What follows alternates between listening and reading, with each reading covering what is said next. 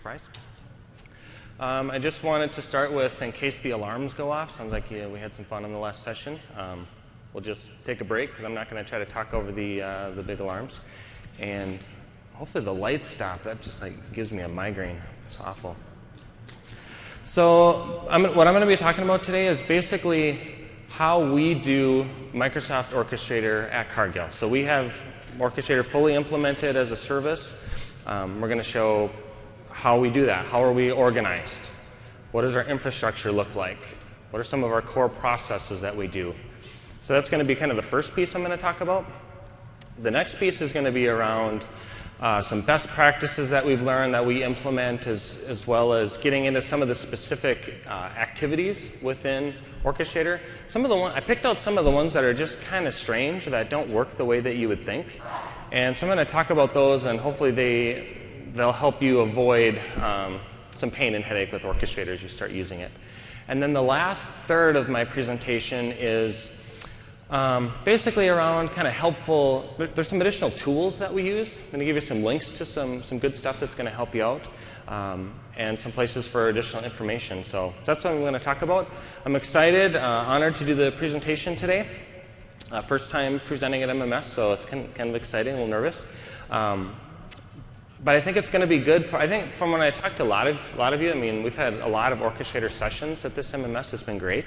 I think a lot of you are in a boat of, I've seen the song and dance with Orchestrator. I've seen the presentations. I've seen the drag and drop and connect stuff, and it's like magic, and it just works, right? And then you get your first server in, you start playing with it a little bit. A lot of you are kind of there. But you're looking for, how do I turn this thing into enterprise? How do I turn it into, how do I organize, and what are the best practices to use, and that type of thing. So I think this is really going to meet the needs for a lot of people. So with that, let's go ahead and kick it off here. First slide, just who is Cargill? So I'm from Cargill. Basically, we're primarily a food company. We've been around forever, 1865. We're privately held. I believe we're the world's largest privately held company, so you can't buy Cargill stock. 142,000 people, 65 countries, 1,000 plus locations. Kind of the point is we're a very large company, so this is you're going to see a implementation in a multi-billion-dollar company is what we're doing here. How did we end up with Orchestrator? Well, we're in the process of migrating off of Altiris to System Center. And like most of you ended up, Microsoft just, hey, here's this Orchestrator thing, and we got it. So it met a need that we needed this type of runbook automation, so we took it and ran with it. So that's how it got in. So a quick slide on some of the big areas that we use it. We have a big use of it in the operations manager area. We have our SCOM team that uses it. They develop their own runbooks to read alerts from SCOM, automatically create incidents, do paging, and then they do synchronizations between those environments. So if the SCOM alert's closed, it'll close the incident. If the incident's closed, it'll close the SCOM alert, that type of thing. We use it to update collections and config manager. We still have Altiris today. We use it automation there, which is really easy because Altiris just has a web service, so there's no integration pack or anything, but we can do everything we want to do there. So you can see the rest there. How we're organized. So I got to give some props here to General Mills. So basically, when we first started, we went to General Mills, and a lot of you probably know Ryan Andorfer. He's presented the last couple of years. And we talked to them about how they were doing it. And they were doing a distributed development environment. So we've modeled that off of what they've been doing, and we've been successful with that. So essentially what we have is we have a central team. We have 2 people, so that counts as a team, right? But there's 2 of us that we're in charge of the overall environment. So we're in charge of what are the best practices? Are we going to do change control or not? How do we know when it's safe to promote a runbook into QA and production and when it's not? When do we apply Service Pack 1 to Orchestrator, integration packs, all that type of stuff? So that's what we do. And then we're also we need to be the experts so we can help other people that want to use the product. The other thing that we do runbook development. So we'll have groups that will come to us that they want a runbook created, and we will do that for them. But what we also have is a distributed development environment. So we will work with our server team to fire up VMs for us to have development environments for different IT and business unit organizations. And that, I think, is really a key key piece for success. It's not just having one, it's having both. So if all you have is the big central team and everything has to be funneled through there, what you're going to end up with is other IT organizations, your monitoring team, your SAN team, your other business units, they're going to get frustrated with having to put requests into a central team that maybe isn't an expert in their technology, and having that team prioritize and put it into some type of queue to create the automation for them. So we found it really works better if you've got an organization that they want to use Orchestrator and they want to automate the heck out of everything. Great. Here's your environment. We do a 2-day training session internally, and you're off and running. So they can develop to their heart's content, and then I'll show you the process to promote those runbooks into production. But then you'll have other groups that, I just want to do this one project, and I don't want to have a Orchestrator developer, and I don't want to have my own environment.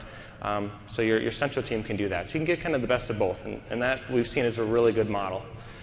The other, for your distributed development environments, some of the couple key success factors is those individuals there that you're training and giving this environment to, they really need to be dedicated at least 25% of the time. Like I said, if they're not in Orchestrator 1 day a week and using it, they're going to get frustrated with coming back into it a couple months later wanting to automate something and trying to kind of relearn. So that's been something we found. Also PowerShell. So the marketing pitch for Orchestrator is there's no coding required, right? And you just drag and drop everything.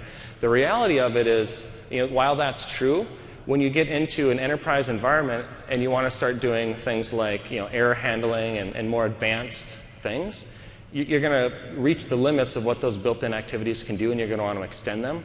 And PowerShell is really the way to do that. So, all right. So what I want to show you here is the process that we use to promote our runbooks from these distributed development environments that I talked about into QA and production. So I won't spend a lot of time on here, but basically we're going to start with a change control process. Can't get away from that, right? Then what we do is we do a runbook best practice review, and we actually have a document that's part of the presentation. You'll be able to download it, reference it at the end. But we use that as a guide to say, are you doing something strange? This is the way that we should be doing runbooks that won't impact the environment. And that helps them be successful. So we will do a review of that with them, which that review could be just us looking at their runbook briefly. If they describe it as something small, we can just look at it. To if this is a really large, massive runbook, we'll actually just schedule a meeting with them, have them walk us through what it's doing, and then point out, say, you're not handling this scenario, etc. You should do it this way, kind of a thing. Then we export and import from development into QA. Then we sit in QA for a couple days to a week or more. It's kind of based off the developer and their comfort level and making sure that they've run through enough scenarios and it looks like it's working. And then we consider that good. Then what we'll do is we'll export and import it from QA into production. No surprise there. The other thing that we use is Team Foundation Server. So when we export those files that we export from Orchestrator, you can take those files and check them into Team Foundation Server. So now you're going to get source control. You're going to see revision history. And Team Foundation Server will let you actually do differentials on those files so you can see exactly what changed. So if someone modified a PowerShell script or something, it's not real friendly, but you could actually see exactly what they changed between those. So it's kind of nice. All right, so that's our process there. One thing that I put together to help automate that is a website that people can go to. So our developers can go there, and they can basically pick their environment, choose which, is this an addition, modify, add, and then we've got some checkboxes here. Might be a little tough to see, but basically it's folders and individual runbooks, and it lets them pick what they want to migrate. And then what that does is it puts it in a database and then kicks off a runbook. And then there's a runbook that will pick that up, and then we do some validation against it, looking for naming standards, descriptions on top runbooks, looking for things like throttling settings, stuff like that, some basic validation. And then we'll do a change control. So if it fails the validation, it actually sends the developer an email, lets them fix it before we even see it, so it's kind of nice. And then we get an email. And then it's just manual after that, so we haven't fully automated it. But at least we have a good way to get those new requests. Okay, this is a good kind of meat and potato slide here. So this one is, what does our production environment look like? So, okay, let me start with kind of the runbook servers. So what Microsoft will tell you is, for high availability for Orchestrator, you can have 2 runbook servers, and if one goes down, the other runbook server will pick up, right? And it'll restart the jobs that were running, and that's your high availability. But there's actually a lot more than that you need to consider. So if we look at the database, if you want to have a high availability environment, which as you automate and you're doing orchestration against critical business systems, you integrate it with SCOM and SAP and different things like that, suddenly Orchestrator is huge and it's highly critical, right? Because it's touching these systems. So you're going to be driven to the need to have it highly available. So now you're talking about SQL Server clustering. That's what you're going to want to do. Unfortunately, in our environment, our DBAs don't support clustering, so what we're doing is mirroring, which is a little more complex. If you're doing that, you have a whole concept of master keys and the encryption, where actually the mirror natively doesn't work, and you've got to do some fancy stuff there to get it to work, so be aware of that. The other key thing that we're doing here is notice the web services on multiple boxes. So by default, you just get the management service, web service, runbook server on your main box, and then you deploy another runbook server to get that runbook server high availability. But it doesn't give you the web service piece. So you've got to install web services on your other box as well. And then what we've done is put a network load balancer in front of that. And that allows us to have, we have orchestrator.cargill.com DNS entry that you can use. Because what we have is we have external IT groups that start runbooks through the web service. So they've got other processes that are kicking it off. So that web service needs to be up and running. It's not okay for one of these boxes just to reboot and say, oh, the other one will pick up the jobs.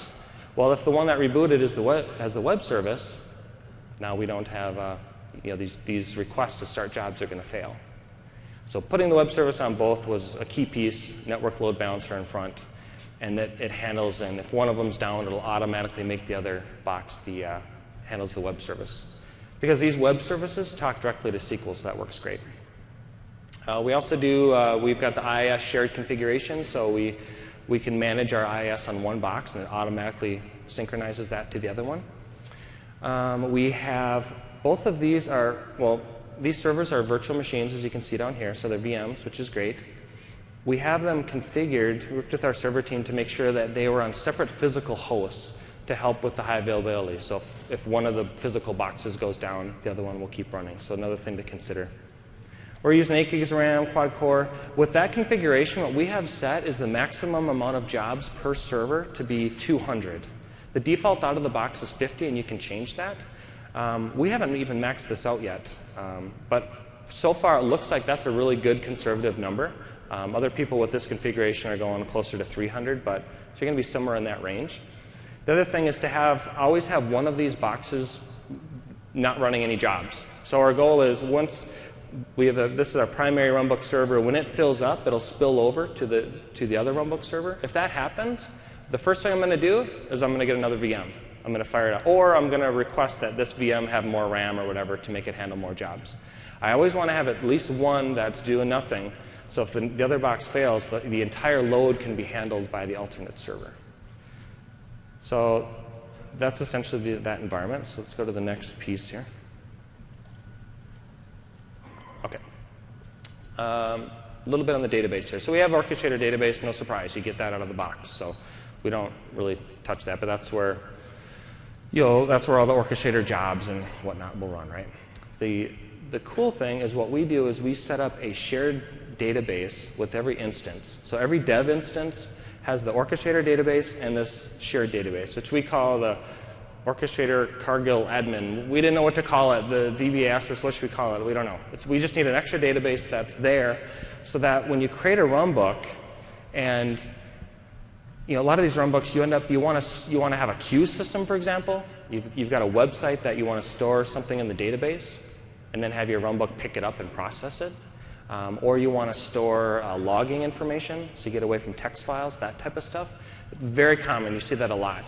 So we've had a lot of success with just make another database right out of the gate. Don't put that back on the Orchestrator developer to try to work with your DBA and figure out where to store stuff, and then you got your runbook storing data all over the place. So this has worked really well for us. All right, a little bit on the security piece of it. I'm actually going to demo this a little bit, but I'm not going to go into real depth. So one thing to know is for the runbook designer, the security is handled by DCOM. And so when you first do the install, it asks you for a group. It can be a local or domain group, and it sets it up for you. But if you get into a scenario where you don't want to add other members to that group, you want to have a totally separate group and have two groups to have access, it gets a little tricky. So you end up having to go into your DCOM config, and you can add that group in, and there's two different places you have to do it. I've got a link right here, so just download the slides, and if you're in that scenario, you can go ahead and do that. The other thing that's tricky is the lack of security on the global configurations. And I'm going to show you this. Because you might be asking, why do you have so many different Orchestrator development environments? This is why. I know you might know this, it's been in other sessions. But these global configurations, if you set them up, which you do because you need them, right, in order to use these integration packs. So I set up a configuration for SCOM. These configurations are now accessible by anyone that has designer access that can run the runbook designer on that server. So even though I can delegate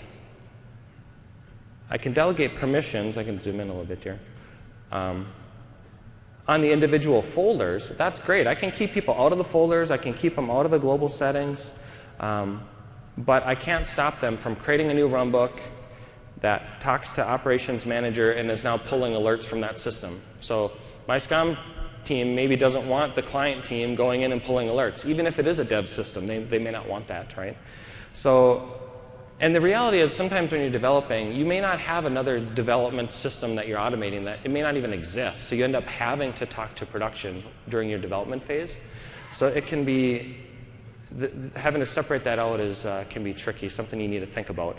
And so for us, that's driven us to multiple development environments. Now we try to minimize that. So within like our server team or our client team, we have one development environment, for example, for the service desk and the client team. They're all under the same umbrella organization, so they kind of play nice together, and we're able to put them in. So we do that, and server's the same. They have similar kind of subgroups. But we have a separate one for our plant organization, business units, different ones like that will have their own. So that's where we're at. We have an enhancement request. Multiple people have enhancement requests into Microsoft to alleviate that, but it's a complex issue for them to fix. So hopefully in the future we can get rid of that. We can just have one dev server and then just delegate these global configurations. But be aware of that there's no delegation here. Okay. So that was my big security demo. Value capture. So the other thing that you're going to want to do, that you're going to push off, like I did when we first started, is you set up this Orchestrator environment, you get your little team going, and you're automating some stuff, and life is good, right? And you're going to have this pressure from your managers and from other groups that are going to want to know, well, hey, you automated this thing. How much value did that save? You know, we're investing in you as an employee to do this work. I want an ROI. I want to see what that value is. So what we ended up doing is we have ironically, a runbook that runs and captures this value for us. So we use that Cargill database that I showed you, and we have basically we just list out the runbooks that we care about in a table. I care about this runbook A, and every time it runs and is successful, it's worth 10 minutes of time, right? And that's the value that I get out of that. So as we promote runbooks from dev into QA and production, that's one of our interview process questions. We ask, well, how much time is this saving? And we try to round down, we try to be conservative. A number of them aren't even reporting time on it. But what we do then is we have that in a database, and we have a runbook that runs every night and then pulls the successful executions and stores that information in a table. And then we're able to present that here. So we have a fancy website that Leandro from our team put together. He actually done this for another project, so it was pretty easy to do. But this is pretty fancy. It's pretty nice. It's got drill downs. I can drill in by team, and I can see for a particular team every runbook by a run book, how many times it was successful, and they can put in dollars and convert the time to dollars, etc. But you don't need to do all this. The key point here that I want to tell you is just about metrics. So if all you're doing is just put it in the database, that's great. At least you can go in and run a report and send it out, right? But be thinking about how are you going to report the value you're providing to the company for this. So that's how we do that. All right, the next challenge we had was, okay, I've got these 2 servers in production, right? And of course they want to be patched, and of course we have to upgrade integration packs and et cetera, and we want to have high availability. So how do we get this thing so that if I've got jobs running on one of the servers, I can say, I need those jobs to stop. I need to move them over to another server so I can put my first server in maintenance mode. What's that process? So that was a challenge for us, but we came up with a process that works. So let me switch machines here. So I'm going to give you a little demo of that, what that looks like. Okay. So what we have here is, okay, first thing I want to show is this tool called Orchestrator Health Checker. This is developed by Landro on our team. It's out on CodePlex. It's available. I'm going to give you a link to it in the slides so you can get it. It basically just meets a need that we had, that the Orchestrator web console wasn't robust enough. It was a little kludgy, a little hard to kind of click through and slow, and if I couldn't stop a whole group of runbooks at a time, and I couldn't stop a whole tree of runbooks, a variety of things. So we use this tool to basically be able to see what's running. So I can hit refresh here. Let's see if I can move this up a little bit. It's not liking me. Here we go. Click my little auto update. All right, so basically this is going to give me a view of everything that's running, and it's going to tell me what server it's on. So we have 41 and 42 are our primary servers. So if we scroll down here, everything's running on 42, and you can see I've got queued jobs here, 359 queued, 47 running. So that's great. So now my scenario is 42. I need to patch it, and I need to reboot this box. What do I do?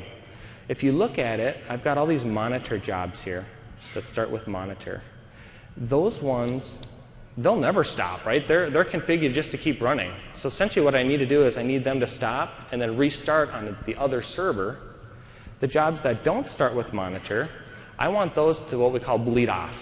I want them to finish running, let them go to the end, or I'll look at them and manually terminate them if I need to stop right away.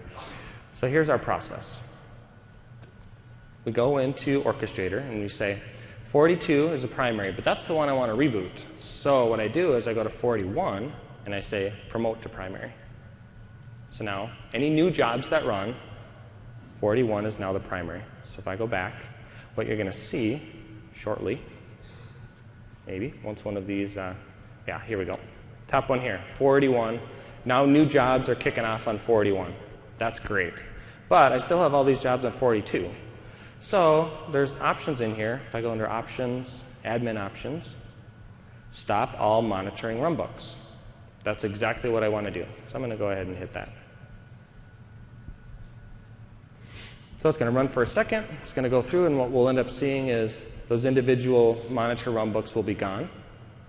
And then I'm going to tell it to restart them, and they will restart. But when they restart, they start over on 41. So they'll be started on the other server. And then I'm going to be left with a few jobs kind of orphaned. So now I've stopped all the jobs, right? So let's go to admin options. Now I want to start all monitoring runbooks. Kick this off. And what this is doing, this is going to start a job that's going to start them. So they're going to pop in. It takes a couple minutes actually to go through and process and find them all and get them going. So I'll keep talking about this here while we're going. So I'll sort this. So I still have a few jobs here on 482. So now it's what do I do with these guys? One, I can just wait, right? I can sit around for 10, 15 minutes and they will hopefully eventually finish, right? My other option here is I can open them up individually and I can look at them. And I can see, this would actually show me each of the parameters that were passed to it, which this one apparently doesn't have any. Let's try this guy here. I can see all the different jobs. I'm going to take one. Here I can see each of the individual parameters. And what's cool about this is it shows you the parameters even if the logging is turned off. Where if you went into the web console, you wouldn't see this information because it's not there. So now I can see it, and I can stop individual ones. And the cool thing about this tool as well is it will stop the tree. So if I have a parent runbook that called a child runbook that called 4 children runbooks, right? It's 6 runbooks in this mess. If I stop the top one, it'll go through the chain. It will stop all the children as well. So that's very cool. That doesn't happen in the web console. So I could use this to individually stop jobs. I also have the option to go in and I can say stop all runbooks on, and I can pick 42, and I can just, you know what, this is critical. I have to reboot this thing right now. Let's just do it. So, all right, I can see, so you'll see these monitor jobs are now popping in. It's kicking them off one at a time. So within a few minutes here, they're all, well, within a minute probably, they're all going to show up and everything's going to be running. This is the production environment, so I'm actually not going to terminate these other jobs that we're running because I don't want to get a ticket while I'm up here presenting. So I will we'll just let this finish. So that's the process now. So had I terminated the other jobs on 482, I'm safe on that box. I can go ahead and install my patches. I can reboot. I can do whatever I want to do, and I'm good to go. And then I can just shut that down. And then whenever I'm done, I can promote 482 to be the primary. And now, because it's now back up, it's running, and it'll start picking up new jobs. So that's the process we follow for that. And then, like I said, with that network load balancer in the front, when I reboot that, that'll automatically handle my web service request to the other box. So, all right.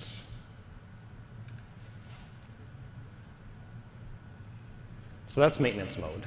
So something you're going to have to think about. You don't really worry too much about it at the beginning, but once you get into, you've got it in the data center, multiple boxes, you start worrying about it. All right, so I'm going to transition a little bit into some best practice stuff that we've learned, that we follow, and then some of the individual activities that I think are kind of interesting. So you've all seen this. You got to have a best practice for folder structure, right? What we do that's for our environment is the first folder that we do is actually department. So we'll segregate them by department. So it kind of helps if there's something not running correctly in that runbook, you know where to go and who's managing it, and what developers are working on it, et cetera. So that's what we do. We have department first. Then the next folder structure we have is essentially think of it like a project level. It's when someone comes to you and says, I want to automate this, whatever this is, that's what we put in here. So admin rights, software package management, whatever. And then we version control those folders. So that lets you, if you're looking at the dev console versus production, you'll see which is the latest. So I can see someone's working on a new version of it in dev. So that's what we do there. A little bit on runbook names. We use the monitor name in the front of all monitor jobs. And as you saw in that Orchestrator health check tool, when I said stop all monitor jobs, start all monitor jobs, that's keyed off of this. So it's very important that we use that name. So that's where that comes in. And then, of course, we put number controls for the runbooks in child folders. Like here we had level 1 would be 1.0, et cetera, right? Nothing overly exciting there. And then, of course, we rename the links, standard best practice stuff.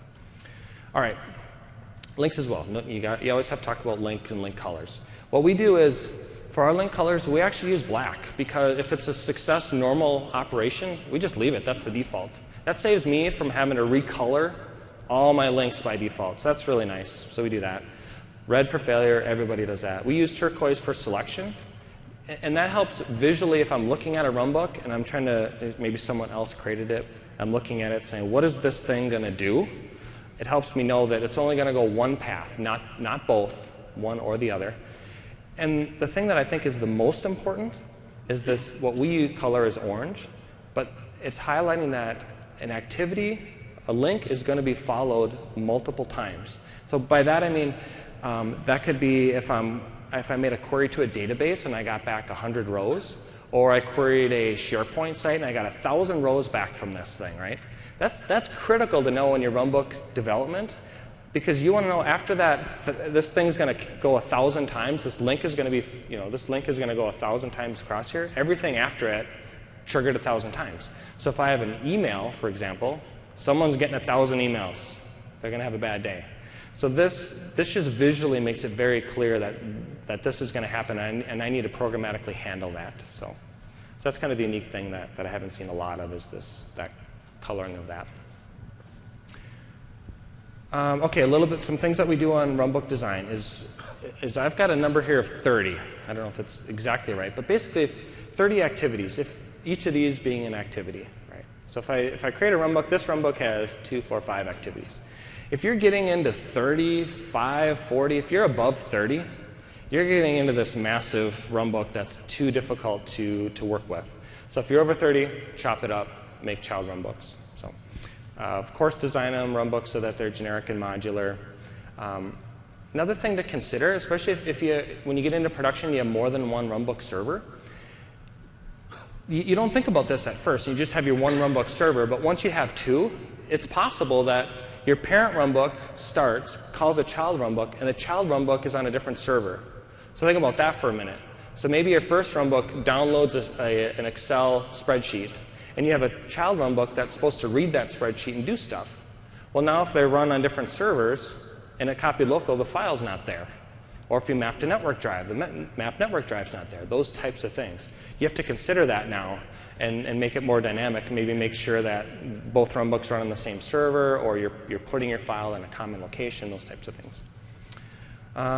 Avoid hard coding the path for runbook servers, because as you saw when I wanted to do a maintenance mode and have one server go down and move it over, if I have hard coded runbooks to run on one of those servers, well, they're not going to run because the server's not up. And then we try to use the built-in activities. You know, I can write a PowerShell script to do anything. So instead of using query database, I could have a PowerShell that queries the database, or have the PowerShell copy a file, etc. But we recommend using the built-in ones. Just makes it look nicer, it's cleaner, it's easier for the person coming after you. And it might mean that you have to have 3 activities versus 1 PowerShell. But generally, that's what we do. But there are times that you don't. For example, the query database one, or some of the Active Directory ones, sometimes you can get performance issues if you're doing thousands of executions, that type of thing. So that could drive you to wanting to do it in a PowerShell. But generally, that's our standard. And then avoid long-running runbooks. And I'm guilty of this. I have a runbook that runs, and it will stay running all week. So don't ever do that. Because you want to be able, like you saw where I wanted to stop jobs. If I've got this runbook that's running all the time, it makes it difficult for me to put a server in maintenance mode and move it over. Instead, what you want to do is log the state of it into your database, and then have your runbook query that periodically. So it fires up, looks at it, and says, oh, I can't do anything until Friday or until the weekend. So I'm just going to stop, put it in the database, and then have it check. And then the weekend comes, and it looks at it and says, oh, yeah, I can do something with you now. And then it picks it up and processes it. Okay, error handling. And I'm going to have a demo on this here. So standard best practice, of course, is have error handling. So a lot of discussion about that. One thing that is a little bit interesting is what I call bubbling up errors. So again, if you have a parent runbook calling a child runbook, if that child runbook fails, natively, by default, I should say, the parent runbook here, like this 1.03, it's just going to continue on its merry way, because it said, hey, I kicked off the runbook, I'm happy, and it goes on to the next step. So what you need to do is these links after it, you need to say child runbook status equals success. So that's not there by default. Because otherwise, if this fails and you have other processes dependent on it, you don't want to continue. You want to go down your failure path. So that's a key thing. That's going to help you bubble up those errors to make sure that your parent runbooks see that behavior and handle it properly. And it makes it so you don't have to handle creating an incident or sending an email all over the place, right, in all your child runbooks. Your top one will make sure the whole thing works, and if not, it'll send an error.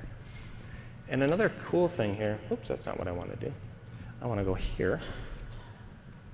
And I want to show you a little trick that we use for error handling. Okay, so let's close this production console. And here's our dev console. So here's a little trick. So one of the problems that you have is in your production, if you have logging turned off like this, and something errors, what's going to be frustrating for you is you're going to go to the Orchestrator web console and you're not going to see anything. You're just going to have a red X saying it didn't work, and and it's going to show you that this particular activity failed, but you're not going to know well, what data was sent to it. you'd have to have your own logging thing and store it to a database or file and do all that.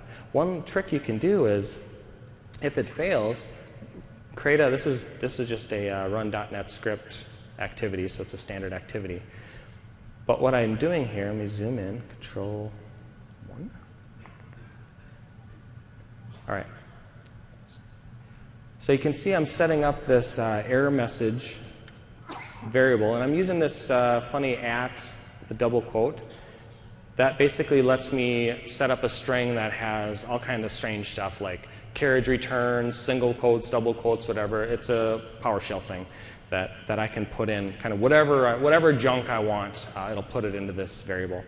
So here what I'm doing is I'm saying this drive mapping failed. So instead of just getting the red X saying it failed and the built-in error message, I could actually put in whatever I want. So I can do publish data here, generally is what I'm going to put in, and then I'm going to do an error message. So it failed, so if I want to get, if I've got a bunch of variables in here, whatever server name, and I want to see that data in here, I can just go in, right-click, subscribe, publish data, server name. Here it is. And what's going to happen, if we look at this here, now my map drive failed, my generate error message, I can do custom error messages. So I was showing the UNC path that it attempted to execute. And this could be anything. So the possibilities here are endless. So when you get these complex runbooks that are taking 5 different input parameters and doing a bunch of fancy stuff, and somewhere in there it fails, and you're trying to backtrack to say, what the heck happened with this thing? This is a nice little trick that you can put in the data that you need to be successful to troubleshoot it. So it doesn't take away from logging. You're still going to want to log and put it in the database and all that.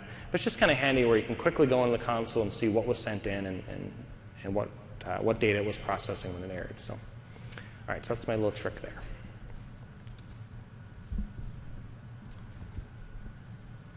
Okay, so that's error handling. Some other best practice stuff that we do, counters. I don't think we have any counters in our runbook or in our environment that we're using today. Not that you can't, but we generally, I say, be careful of them. Fear them, I have. So the problem with counters is that they're shared between all your runbooks. So you got to be careful about who's calling these counters, because you can get into scenarios that were unexpected, where one runbook's modifying a counter that another runbook was not expecting to be modified, and weird things can happen. The other thing that we've heard from other customers that are using Orchestrator is that they're not thread safe. And you won't see this right away. If you've got a runbook with a throttling setting of 1, where it's just single instance, your counters are going to work great. But if you have a runbook that's got throttling of 20, and it's hammering the counters, up, down, changing them, resetting them, boom, boom, boom, boom, you're going to have some strange behavior at times where the values are not what you expected them to be. So to get around that, you modify your counters in a child runbook that has throttling set to 1. So just be careful about those. Variables are great. Use the variables. I know I've heard kind of mixed reports from people about variables, and you should use them and you shouldn't use them. We love the variables. Use them.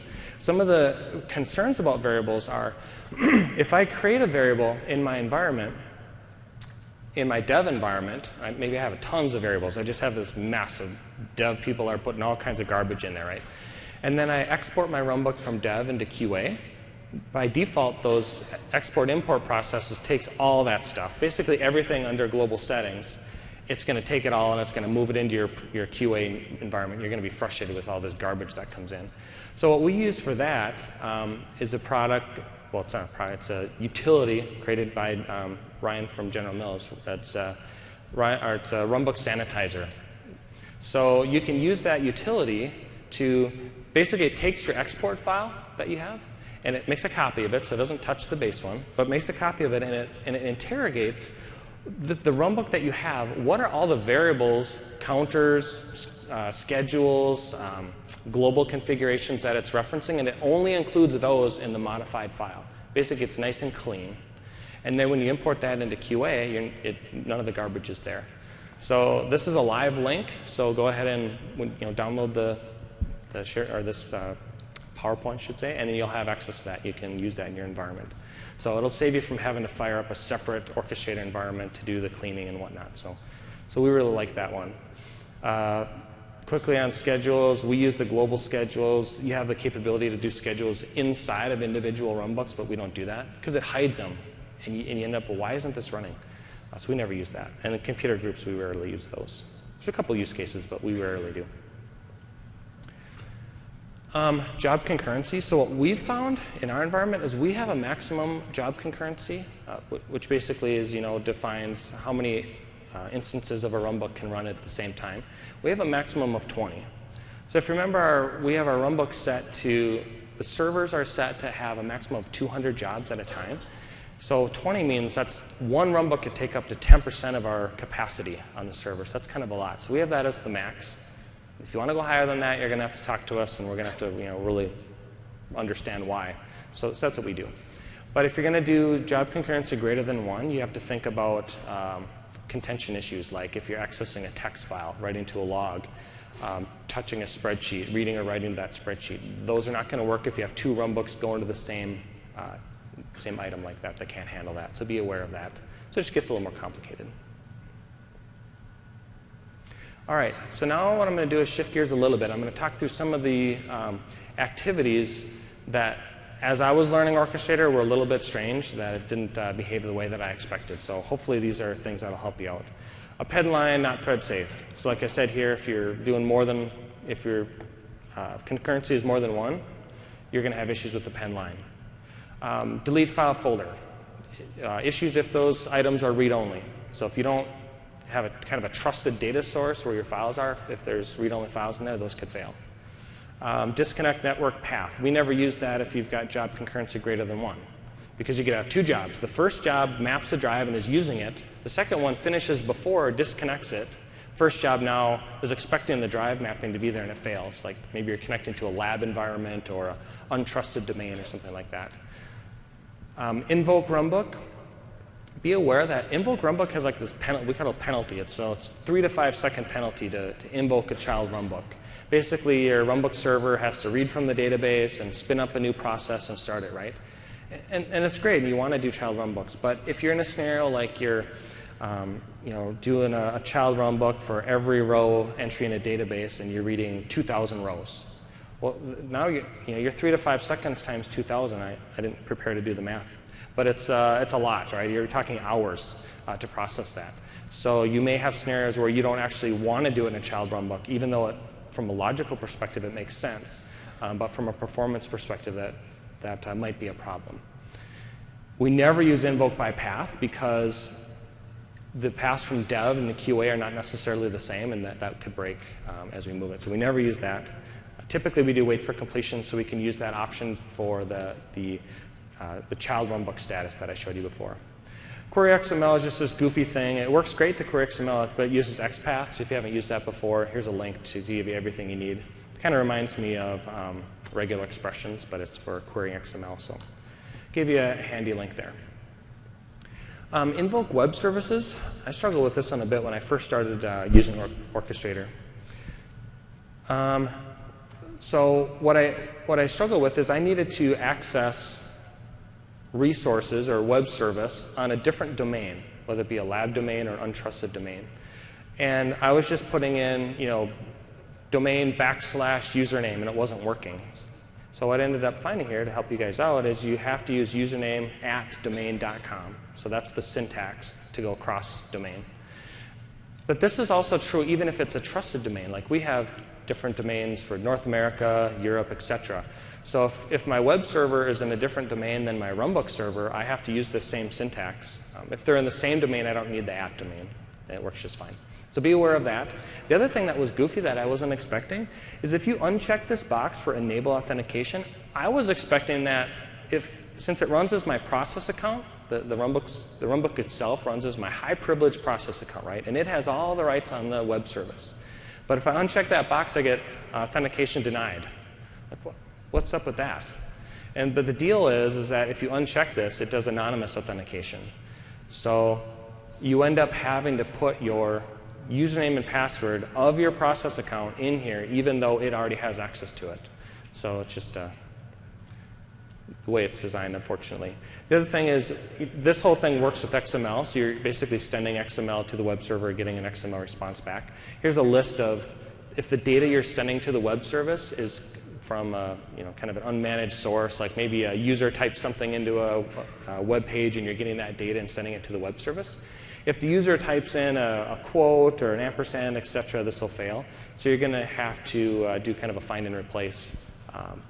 I do that in PowerShell and just replace those escape characters with this special code here. So, all right. A couple other things. Junction here. I'm going to give you a demo on the junction. So when I first saw junction, I thought how it works is, it can take all these paths and get down to one junction item, and everything will stop, and it'll just be a single threaded after that. And that's not necessarily true. It depends. It's true if you have it set to none, saying I don't want to pass any data through. But otherwise, if your junction is passing data from one of the previous activities, and that activity is called more than once, your junction fires more than once. So it kind of defeats the purpose of it, in my opinion. So let me show you this here. So here's my junction demo. All right, so my problem here, right, is I have this send email. So I want to send an email saying that this processing finished, but I only want the email to be sent once. But this database query could be executed more than once. And yes, I could flatten it, right? But that causes other issues. I want that database query for every row. I want it to do stuff.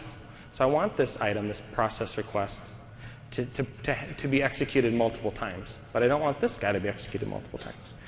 But my problem is maybe I have data in here or from initialized data that I want to include in my email. And that's where you run into issues. So without this link here, if I were to connect this up, you can only connect to the first item.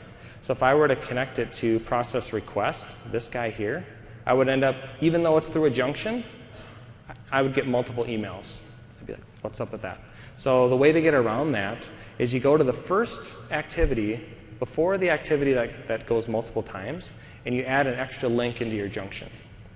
And then you reference that in here. So parse request name. So say I have a request name, request ID, whatever it is, and I want to send that in my email. I can get that value here. So here I have it published, request name. And then in my junction, I say send the data from parse request name here. And then in my email, I'm going to reference that. And it's going to send me an email with that value. So I can actually open that up. So you can see process requests happen multiple times, but I only got one email.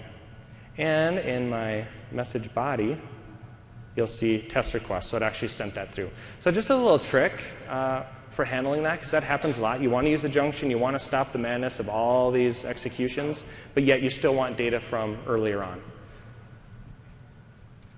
All right, let me go back here. Okay, so a trick on the map network drive. If we ran into this, if you've got someone that logs directly into your runbook server just to do some testing, and they do start run // and then a server path, right, to connect to it, because maybe they're troubleshooting a runbook and they're looking at, well, hey, why can't it get here, or why isn't the data what I'm expecting? Well, that mapping that they did, or that connection to that UNC, is done under their credentials. So when your runbook runs on that same server, using the process account, it fails because there's already a connection there. It says, hey, I can't reconnect it. So the moral of the story on this one is don't do UNC paths when you're logged into your runbook server. Just try not to log into your runbook server at all.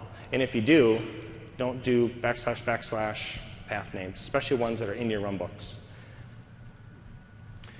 Some things about the query database that are very important. SQL injection, probably most of you know about that. But if you're reading data from what I call an untrusted source, website or SharePoint or something where someone's typing in information, you have the risk of them injecting in commands that say drop table or delete or making modifications, right? So the trick there is just set up variables and put that information into a variable when you do that referencing. The other thing that I've struggled with is the way that the query database works is when it reads the data, each column is separated by a semicolon. And then you parse it out. Say, I'm interested in the third column because that's my computer IP address or whatever it is, right? If the data you're reading includes a semicolon, then the whole parsing thing gets screwed up. It can't figure out, well, where's my data at? So one trick that we use there is when we do our selects, if at least on the columns that are kind of untrusted, the data could be anything, we'll use this replace command, and we'll replace the semicolon with literally anything other than a semicolon, so that the parsing works properly. So a little trick on that one. A few things, I'm not going to go through all of this, added some of this for reference, but a few things on the run.NET script. Number one, we always use PowerShell, so we don't use any of the Java, the C# or any of the other fancy stuff in there. The exit command doesn't work properly. So like normally if you're writing PowerShell and you say, oh, at this point I know there's nothing else I want to do, exit. I just want to exit my script there. You can't use the exit command inside of the run.NET script there. You can, but what happens is you get no published data. It just exits and your data never shows up. So heads up about that one. I already showed you the little trick on the unstructured text. This works great so that your variable commands work properly, you don't get errors. The other interesting concept that's been on the user forums is this concept of PowerShell injection, which is interesting. So you have just like with SQL, where you're running these commands and your data could come from an untrusted source and bad things could happen in SQL, the similar thing could happen in run.NET script. So you need to handle that. So if you're running a PowerShell script and inside your script is text from an untrusted source, they could put in a basic semicolon, which ends the current command, and now they'd run whatever they want. This is powering off a particular server, for example. So you're going to want to, using this type of a structure will help with that, because those commands now just get dumped into the variables. And then all you have to make sure is they're not doing a single quote at. So wherever you're reading that data at, you make sure that you're filtering that out, or that's not an allowed set of text to be put in there, and then you're safe. So it's been an interesting discussion on there I've been following, so keep that in mind. Orchestrator uses PowerShell 2.0, 32-bit, built right in, so you need to, if you're referencing DLLs, etc., you're going to, by default, use the 32-bit one. That does cause issues now with SCCM. You want to use the PowerShell 3.0. So what you do there, a little trick, is you basically, within your PowerShell command, you just make this called a PowerShell, which basically kind of shells out, launches a new PowerShell, which is the native 3.0 PowerShell that you've installed on your runbook server. And now it will run PowerShell 3.0 and do whatever you specify in the script. So a couple little tricks on that one. All right, I think this is the last one for the activities. Looping. Looping is great. If you're not using looping, think of it as, it's not like a traditional loop if you're used to coding. I mean, it works that way, but essentially it's an automatic retry. So it helps you have this higher fault tolerance inside of your runbook. So if you're querying a SharePoint site, for example, and SharePoint's down, put a loop on it. Otherwise, your runbook fails, and you get notified. You get a ticket or an email or whatever. It just doesn't work, whatever you've set up. But this allows you to have it where, hey, it failed, that's fine. I'll go ahead and I'll just wait 60 seconds and I'll just try it again. And I'll just keep doing that until either it's successful, you can see here, or I'll give up after X number of attempts. So if you put this in, you can do this at individual activity levels. And you can also do it at invoke runbook levels. So if your whole child runbook, if anything fails in there, you don't have to have loops on all these individual activities. You put it at the parent, in the parent runbook when you've invoked that child runbook, and if anything happens in the child, you say, well, just restart this whole child runbook, and the whole thing, you'll loop it, and it'll just keep trying it until it's successful. So this is huge. This is going to save you, make your runbooks work a lot better, and make them so they're not failing and erroring. So, okay, now I'm going to transition to the final piece here, which is essentially tools and other informational things. One of the concepts here is a front-end website. So the Orchestrator web console, as most of you have seen, really is not great for accepting input to start runbooks. If there's no input, it's not bad, but it's just not overly friendly. So Microsoft's answer for that is System Center Service Manager. So they've got a good integration for that that you can use. The other options are you could do SharePoint. So we're doing that as well. So you could put together a SharePoint site and ask questions and publish list items and have Orchestrator monitor that and pull it and process that. So that's an option. There's some third-party. Here's a free tool that you can use. Or you can roll your own. You can write your own website and do that. So those are all different options. But as you're thinking about that, you're really going to need a way to gather user input, gather those requests, have a service portal really, and then interface then with Orchestrator after that. Some development tools that we use internally, so when people come and we train them for using Orchestrator, this is what we tell them to use. So one is Power GUI for doing PowerShell scripts. We'll end up transitioning this to just the PowerShell ISE. With PowerShell 3.0, that interface is great, but the 2.0 is really bad. So Power GUI is a lot better, so we use that. And really, you don't want to edit edit PowerShell inside of Orchestrator because it's just like Notepad. It's pretty rough. So build your PowerShell scripts inside of Power GUI or the PowerShell ISE, and then once it's working, copy and paste it into your runbook. That's going to work a lot better. The other tool is regular expressions. Orchestrator uses regular expressions in a lot of places to be able to filter text and look for patterns inside of text. But doing that just natively with the commands is difficult.